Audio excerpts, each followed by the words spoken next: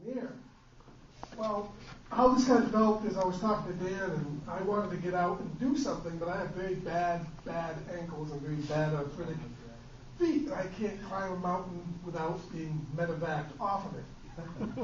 But I still wanted to get out and do stuff because I hear all these guys talking about summits on the end. It sounds fantastic.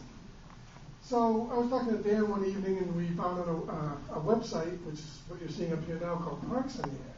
No one's really heard about what that is. I started to talk to Dan about it and try to get some information on it. But unlike Summit on the Air, there's not a lot of information on Parks on the Air. And where Summit on the Air has a lot of different kind of rules and regulations, Parks on the Air kind of flies a little bit loose and by its seat of its pants, and not so, they have some very loose restrictions. But we kind of said, well, this looks interesting. Well, we might as well go out and do it. There's a lot of parks, a lot of state parks around that we could do it with. So Dan thought it was a great idea. I throw it to Dan now. He can talk about some of the stuff we did, some of the first few activations we did, and what's required to do an activation.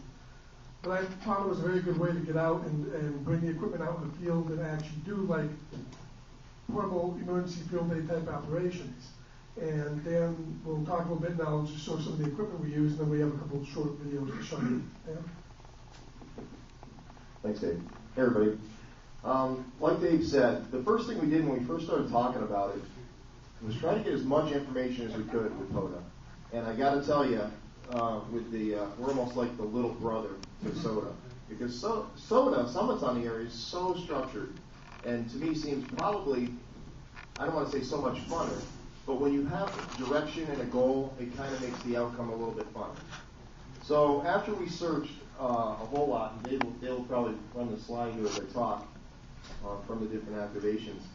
But, really, we couldn't find a whole lot. The hamparks.org site that Dave had up here a few moments ago was really the meat and potatoes of the whole thing. And the only difference between, as far as contacts, with SOTA, I believe it's 4, right? You need 4 contacts to qualify for activation. With POTA, with Parks on the Air, you need 5. But it is very vague. In fact, I think on the original site, they said you don't even have to make your 5 contacts in the same day of activation. You can back up, and if you were missing 2, you can come back. I don't really think that flies a man. You should be able to make 5 contacts before you can say you activate. So there's a lot of things that we do, Dave and I, that there were some amateur operators that were on that are probably leading this. I haven't personally talked to them. Do we have to do it and get out of there, because sometimes people chase you in and out of these parks, the better. So we started off with a generator, and that caused a lot of problems with noise in the lines. Plus people would look at us sideways because it was kind of loud.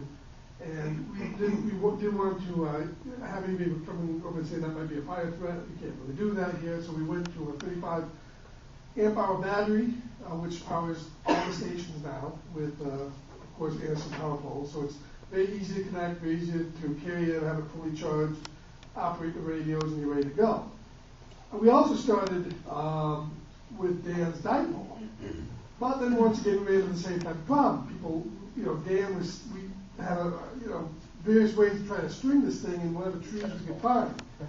We had a tennis ball, and we threw it up in the air. Danny took about 900 attempts to get up the tree, and we might finally get it up there, and then it might get caught, and get tangled. Then Dan sliced it open, performed operation on the tennis ball, stuffed it with rocks, so it would be a little better.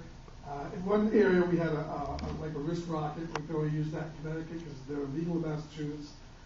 So we said, well, the heck with this. We're tired of doing this. People are looking at us sideways. So we went to this operation, which is a standard mic tripod that we have anchored down to the ground with just bungeed fiberglass pole here. This pole extends about 31 feet into the air. And it takes all of about 5 to 10 minutes to set this up. And on this is a open fed wire antenna that I got from a ham radio club who sells these out of Hawaii. They donated to the club. And they sent me this, nothing more than a matching transformer and about 32 feet of wire. You can make this yourself pretty easily, pretty cheaply. And that just connects with a little plug here to the end of this pole, You shoot it up in the air, you connect it to the radio. I have an 817 here with a tuner, and with this, we're operating pretty much 10 through, I would say 40, all the work bands, and it tunes up with no problem. The only one that the car has problems with is 80 meters, but you don't run into too much 80 meter stuff in the daytime anyway, so it didn't really matter all that much. So that gets us operating real quick in the parks, and we don't have to have people looking at us or saying that, okay, now we putting things in their trees. Whereabouts did you get the fiberglass? Look at this, these kits, basically. This is my QRP kit. This has an 817 on it with the auto tuner. And then I have various things in here. I have a little stand for the radio, so you can basically use this as a platform and use it to operate on the mic. A couple, a couple little 12-watt antennas in case you need to do it. And then we also have a 100-watt version of this with the 857. It has its own case with its own accessories. And depending on whether we're doing a QMP activation, which we do from time to time, depending on where we are, or we want to go 400 watts, we can do that with this battery and the kit and the same antenna, and we can do whatever we need to do. But yeah, this we found has been the best bang for the buck. It's easy to set up, it's quick, it's low noise, and we haven't had any problems with any park people since then.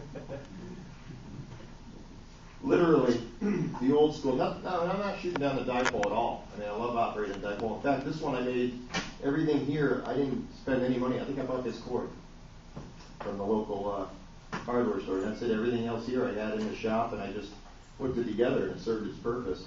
But this was with me and the tennis ball. We were on the air in an hour. You know what I mean? Trying to get in my voice. This is exhausting. Versus literally, we're on the air within 10 minutes now, and that's really what it's about. So, me on a sidebar, as most of you know, I'm involved.